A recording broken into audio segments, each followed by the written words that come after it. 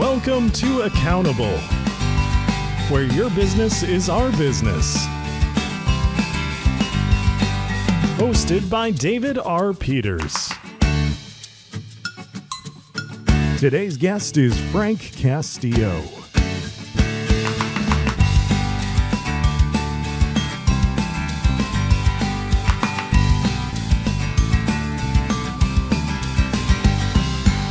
Hi, everyone. Welcome to Accountable, the podcast for CFOs by a CFO. Hey, my name's Dave. Thank you so much for joining us for our show this week.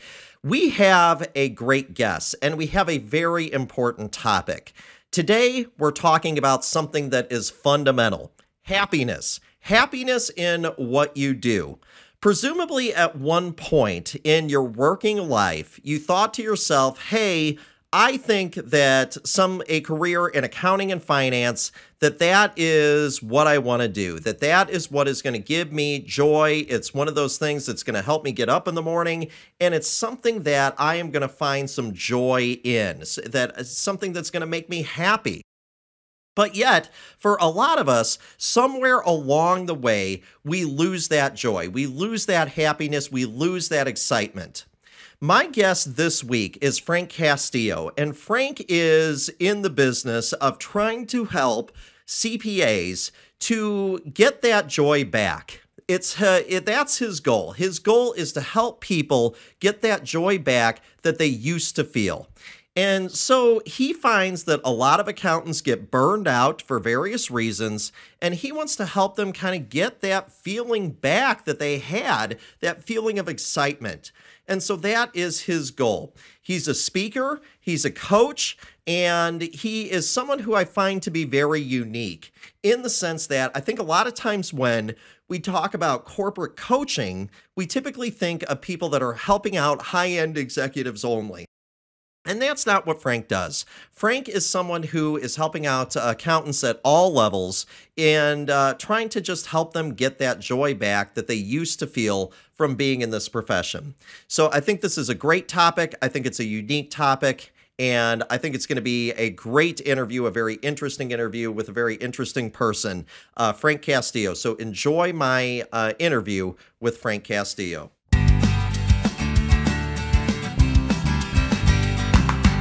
This week on Accountable, my guest, Frank Castillo. Frank, thanks so much for being on the show.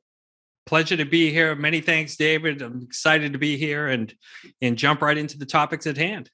Yeah, so Frank, I think that this is a great topic, and I wanted to talk to you because you and I connected on LinkedIn, and one of the things that stuck out to me right away was on your profile you talk about accountants being burned out, and how you can help that. And I think that this is something that, we as a profession, it's not exactly a fun topic. It's not, a pretty topic, but my goodness, it seems like something that we should be talking about more, don't you think? Yeah, and I can tell you, so I've been in the business since 1988, and we've been talking about work-life balance from that very moment. In fact, I came in right at the heels of Tax Reform Act of 86, just with everything was getting started, 20% disallowance on your credit card interest and all of that fun stuff and passive activity rules. And everybody was scrambling at that time. This was also at a time where you just had CompuTax and fill-in sheets and being able to get tax returns then. And work-life balance was something that was talked about. And we've been at it for 30 years, 40 years. Yeah. I remember part of the research that I've done looking at an article from 2001 that talked about this. This article could have been written last week. Same issue. So we've been doing this for a long, long time. My concern is that it's just growing worse, that with the pandemic, with technology, with the change in the way we're operating from home and office and that mix, that things are only growing worse. And we need to finally, hopefully, turn the corner on this. So, okay, so what exactly burns us out? What exactly does the problem look like? Because I think you're right. I think that we've been talking about, I've heard work-life balance, I think, my entire life. I don't even know if work-life balance, to be completely honest with you, if that's even really a realistic possibility. Because if we haven't solved it in 30 years, what exactly is the problem? What gets us to the point where we're burned out? What sort of gets us to the point where we're just not having fun anymore? Well, I think, burnout, a lot of us, the natural thing is we work too much. Overtime is just crushing. I think that's the one thing that, everyone can point to and say, sure, if you just solve that problem, we'll solve burnout. But actually burnout, there's a bunch of different elements to it. Some of it has to do with unfair treatment at work. So it's bias, it's favoritism, it's mistreatment. You don't feel like you're being treated the right sort of way. Again, workloads and volumes and the chronic overtime that we know, lack of communication, mixed signals from people. We don't get, because everyone's overworked, we don't get the supervision or that sort of interaction that we should expect from supervisors or from the staff below. I mean, support, encouragement, guidance, unrealistic deadlines. So there's a lot of different contributing factors, but I would almost say that the one key thing, David, is that people want to feel like they're doing work that's meaningful. And I think that's where we really get into a problem in our profession. We've had this situation where we feel like, okay, well, here are people that are salaried. We're going to go ahead and just get more mileage out of them than we can. We've got all the returns that we got. We got those 5 or 10 extra tax returns or that one extra audit that we need to get done. Let's just get it in there because we want to go ahead and squeeze out as much dollars as we can. We've got to get away from that. Yeah. That in and of itself drives people to do work that's not meaningful, not engaging. And with technology, the way it is, we find ourselves now in a race to the bottom because AI technology is replacing all of the compliance work. Barry Levinson talked about that. I mean, Melicon talked about this. That it is a situation where we need to start embracing a different billing structure, different paradigm, and which involves higher level work and getting away from this mindset that we've just got to beat people down into getting as many dollars as we can. And that's been going on again since 1988, as long as I've been in it. That's been our platform. Well, and I think you raise an interesting point because I have to tell you, and whether it's spoken or unspoken, because I don't know that any CPA firm really says this, but there's a good number of folks in our profession, and I speak from a spot of respect. I mean, I love being a CPA, and I think you know that. I know you love being a CPA too, but it almost seems like it's almost like a rite of passage. It's like, to get through busy season, to get through the hours, the grind. It's like we almost brag about it. I mean, that might be a strong word, but we almost kind of brag about the amount of time that we put in. It's like we almost sort of glorify that. Is that me? No, I think that there's absolute merit to that. Yeah. When it comes to that sort of, we're all in the trenches together, and there's no better feeling than hitting April 15th. I know I'm an April 15th birthday, so I can tell you that my April 15th in the morning is pretty rotten. And by nighttime, I've got the glass of wine and we're all sitting around and we're all celebrating. So there is that absolute element to it. But my concern is, particularly when we look at overtime, if you look at the science of overtime, 50 hours, 55 hours, that's it. Anything above that, really, that's where it starts petering off. So you consider what that represents.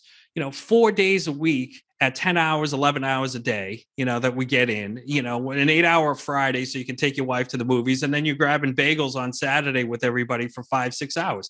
That is doable. And that still is quite the effort. But once we start getting to 60, 70 hours a week, and consider for the fact that, this past year, we had no end to tax season.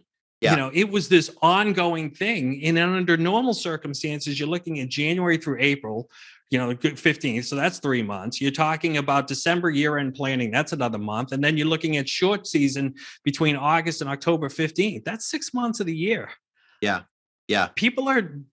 That does contribute to burnout. I think you're right. There is this sort of, we're all in this together. And I agree. That's something that we shouldn't let up. We just need less of that.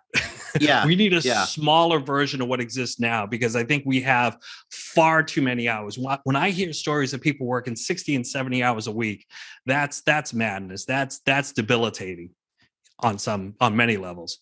But I think you raise a good point though too, because what you said there is that you said it's not just hours though, it's also getting work that is meaningful. And I think that that is something, and I've kind of poked around your website. I think that that's something that you seem to be very passionate about, is trying to help people kind of find that meaningfulness in their job again, because we might be able to take care of sort of the nuts and bolts of the hours. Maybe we can work deals and things like that and shift things around and things like that. But the meaningfulness, that's a bigger fish to fry, as my grandmother would say. How do you do that? Well, part of it is, strategic outsourcing. There are going to be those elements of what we do, whether it's on the bookkeeping side, and understand when we look at artificial intelligence in the next 5 to 10 years, the changes that are coming along are mind blowing, right, in terms of what is coming. So I think if we take this, a good old same as last year, if we take a Sally approach to the way we're operating, we're not going to do well by that. Much of that work is now being perceived as low value work. I mean, consider for a moment, David, years ago, we would walk in to a client meeting after doing an audit or a review, bound financial statements. I remember these days. You would walk in with bound financial statements, sit down at the conference room, hand them out, walk through it. That was a demonstration of value to the clients. Right. Now they can get QuickBooks. They can knock it out in a minute, some variation of that. It's not perfect, but they can do that. The same with the tax return. You couldn't get a tax return from anywhere. Now you can go to TurboTax and all these.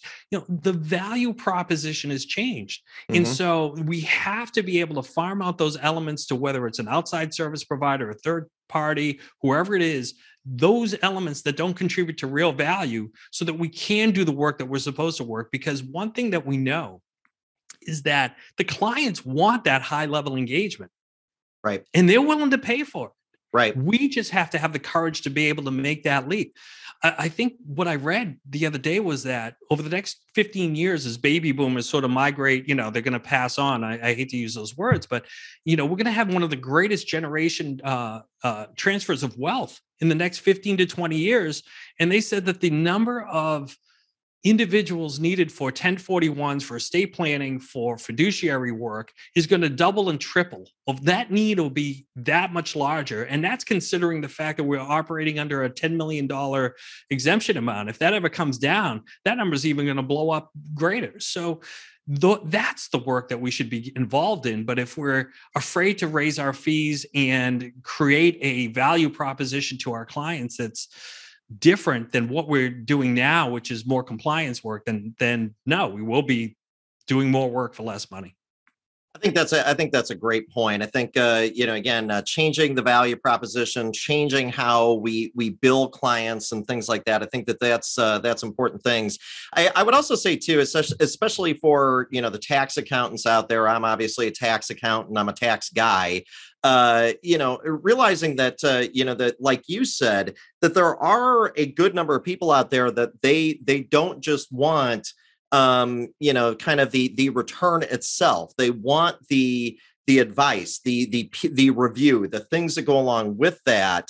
Because frankly, if they just want a return, I mean, they can go to kind of what I would typically term, fast food tax preparation, where it's the programs out there, and things like that. And it's not, where, there's plenty of people that can do the return, but the number of folks that are out there that can take a return and say, okay, this is where we can save you some money. These are the things that we did. These are some things that we should be thinking about for next year and things like that. That's a skill. And that is a valuable skill that we should be billing for. Well, it's a valuable skill. And it's one that when we look at continuing education, when we look at the evolution of even the CPA model. So, for example, the CPA model is going to change in the next 2 years. We have a whole new environment in place that will have a core of technology. And if you actually look at the guidance that's been given out to the universities, there's only a handful of hours dedicated to these soft skills. Yeah. Yeah. And my fear is that what we end up doing is teaching a technology that in 5 years won't even exist anymore. We spend all this university hours on things that don't necessarily promote in create the next generation of people who are face forward to clients and be able to do that. I always used to say, David, in my practice, I sold sleep. That's what I would tell clients. They go, well, all these, I can do all these different things for you, but basically what you're doing is I sell sleep. So you get to sleep, and now I don't get to sleep as much. And for that, you pay me a fee to be able to do it. But that's the difference. The difference is not just filling out that 1065, but having a client that says to you, I have this great business. I want to hand it off to my daughter. My daughter is dating this jerk. I'm afraid they're going to get engaged. And I don't want to give her the business outright. What do I do? Right. Those are the conversations that have tremendous value. And that's the space that we should be in as advisors. We call ourselves the most trusted advisors. That's where we need to be. And and bill accordingly for that. But my fear is that we're not seeing this coming along in some of the continuing education, some of the curriculum that's out there. So we need to develop this. And that's part of what I've embarked on, is this ability to really strengthen individual soft skills and empathy and the coaching, so we can push on, impress on the next generation of kids what's important, that these are skills that are absolutely going to make or break us in this profession. I think that's a great point. I think, though, that, at least when I talk to some CPAs that, and maybe, and you can tell me if this is just me here, I think sometimes we look at kind of what we typically refer to as kind of softer skills as being lesser than. It is it's the hard stuff. It's the knowing, code section 351 front to back stuff that's good CPE. Whereas really, I think the part that kind of makes you money, the part that really adds value for the client, is that ability to relate, that ability to to deal with those situations and kind of play counselor sometimes.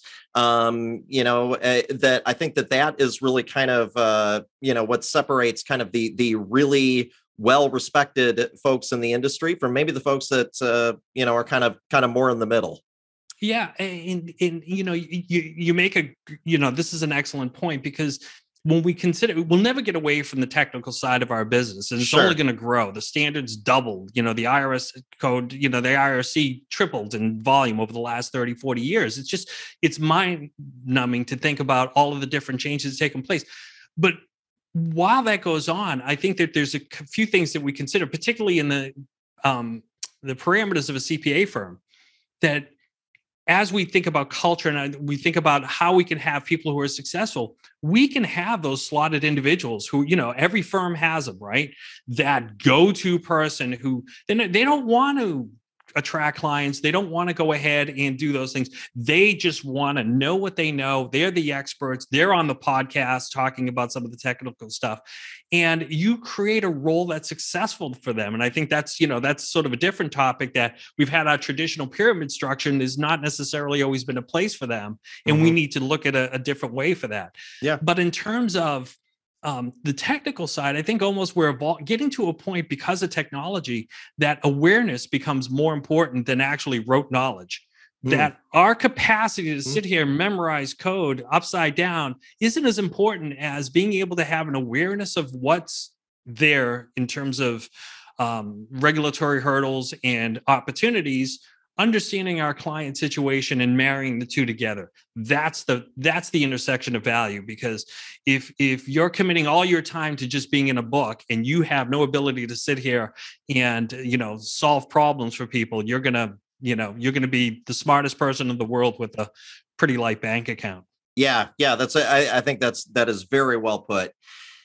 So talk to me about kind of some of the educational offerings and things like that that you provide, because your model's a little bit different, your focus is a little bit different.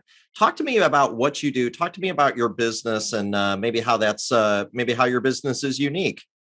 Sure. So what I've taken the approach, when I put together this course, this long form course that I've put together and some of the coaching, I was thinking about, boy, do I want to go ahead and talk to partners about ways to be able to sort of maximize dollar amounts and be efficient, or do I want to reach out to individuals at maybe some of the lower tiers just on ways that I can be more efficient with my time and claw back some happiness that way? And my course is called The Joyful Accountant, which a lot of people think is an oxymoron.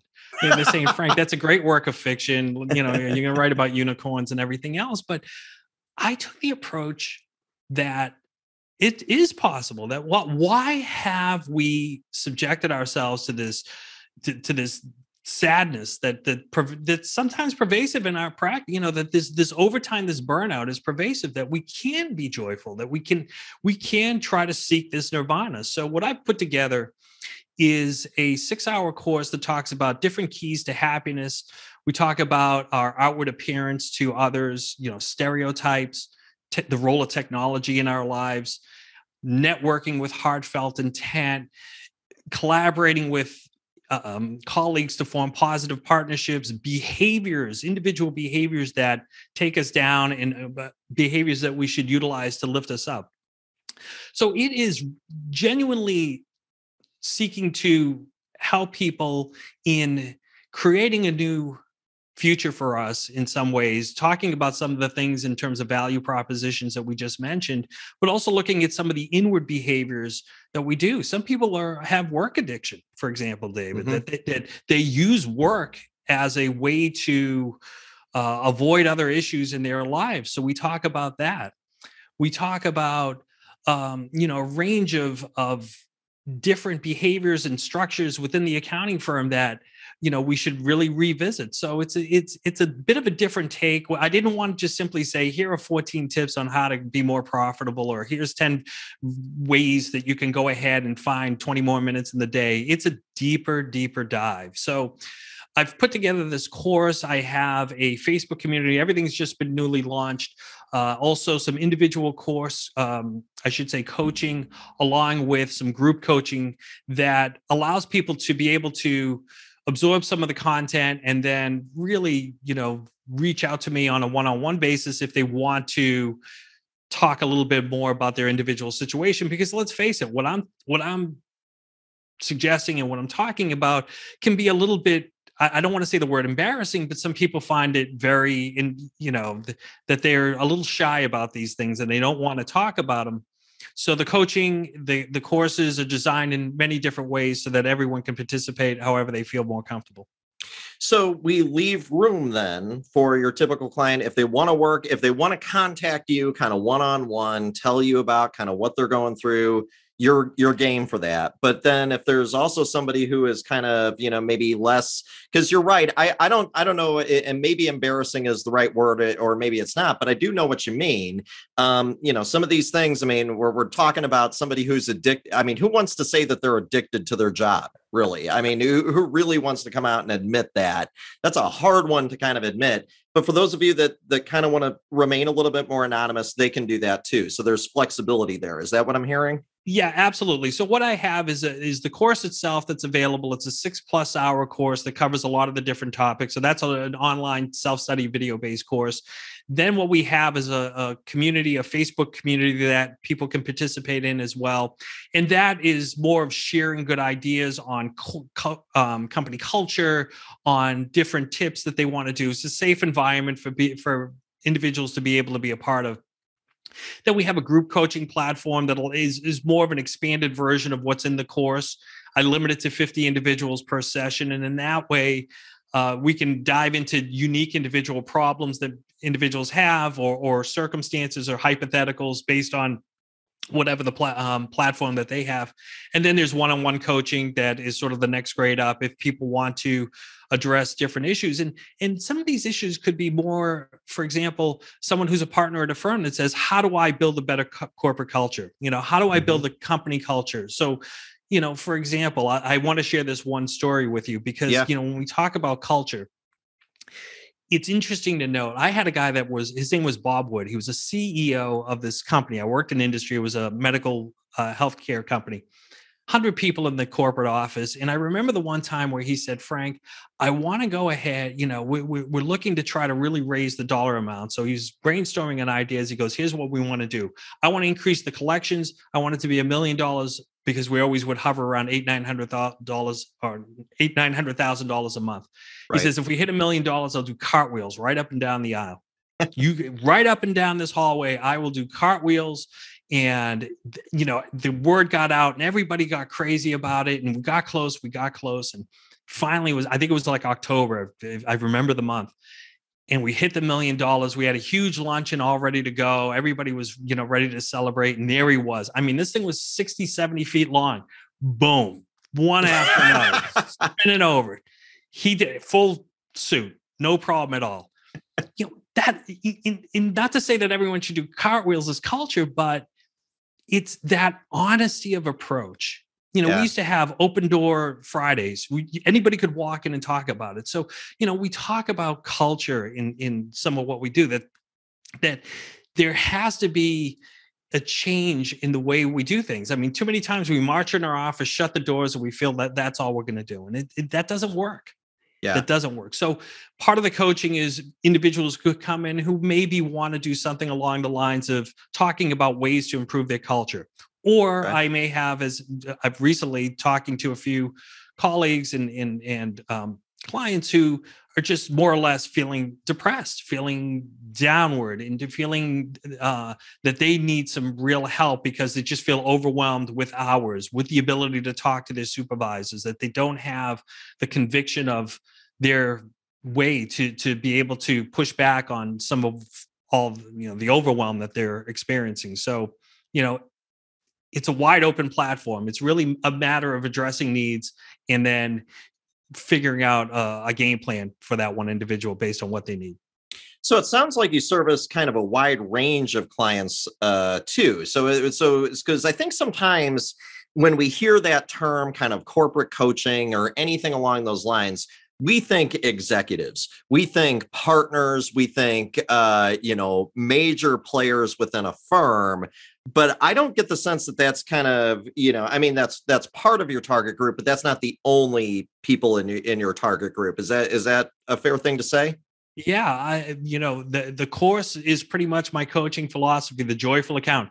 Yeah. I am trying to help people to become happier in this profession. And sometimes happiness is the result of changing their entire platform for their organization to create more value for clients, which means less hours for their individuals, but also it has to come from everyone. I think that we have to be courageous at every level, because if we're a staff or, a semi-senior or a senior, and we're feeling that overwhelmed by this process, then I've created this course and coaching at price points that will, anyone can approach me with, because we need help along the way too. Think of a coach, David.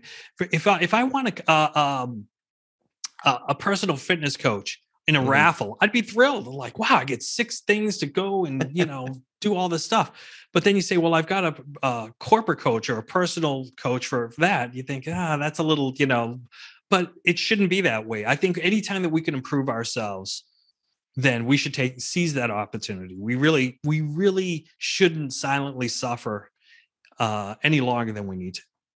So is that kind of the ultimate goal then? The ultimate goal is to make it so that people are kind of more happy in their job and that they're feeling more joy, no matter kind of what level they're at, so that, that they can enjoy this profession. I mean, presumably people get into this profession because at some point along the way we said, hey, this sounds good. And this sounds like something I could take joy out of, and so, but somewhere along the line, we lose that.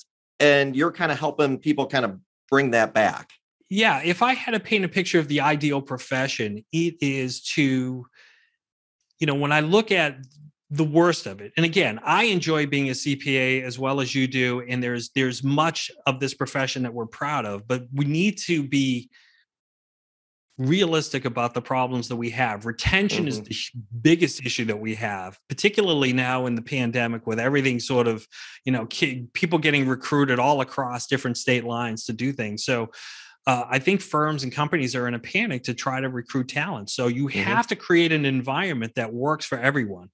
That's what's going to keep people on board. And my personal feeling is that by changing value propositions, by farming out different responsibilities that don't serve the professionals in our practice or in our companies, and changing some of the behaviors and the way that we work with each other, and that's what all of this is designed for, that our everyday interactions with our colleagues, with networks, with the work that we do will be better, which will translate into a happier way of being.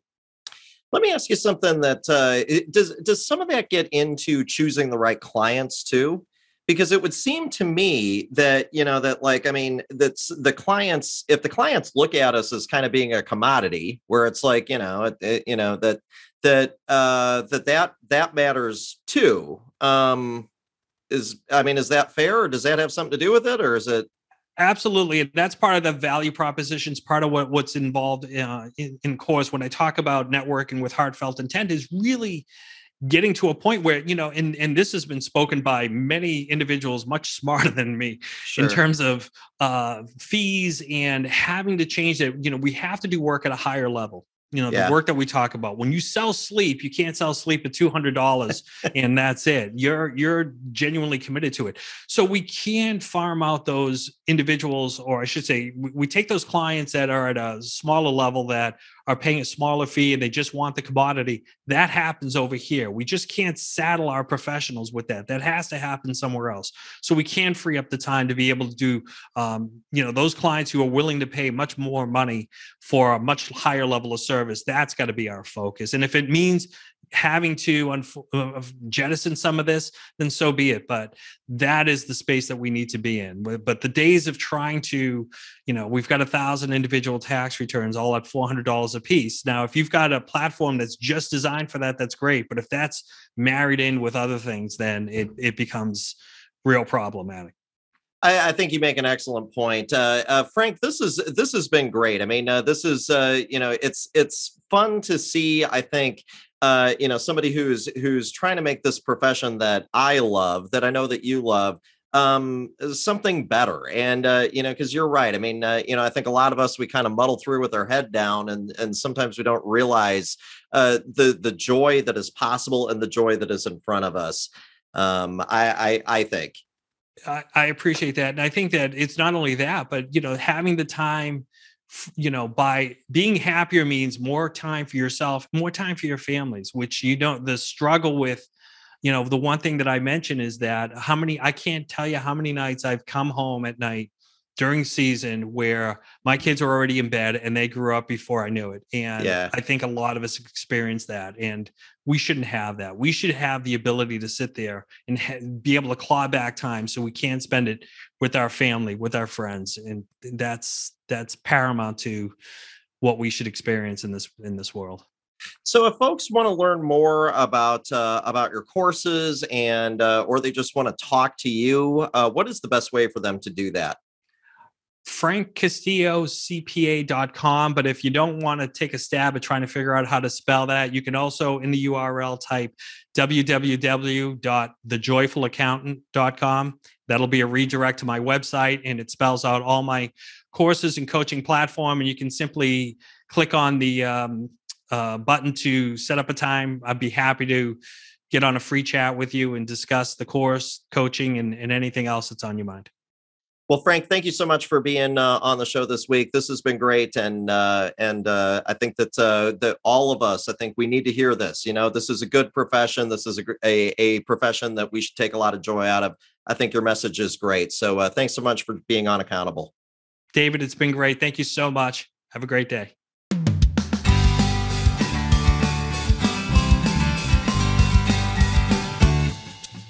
Thanks for listening to Accountable. Be sure to subscribe for more interviews and insights from today's business leaders. All tax preparation is performed by Peters Tax Preparation and Consulting, PC.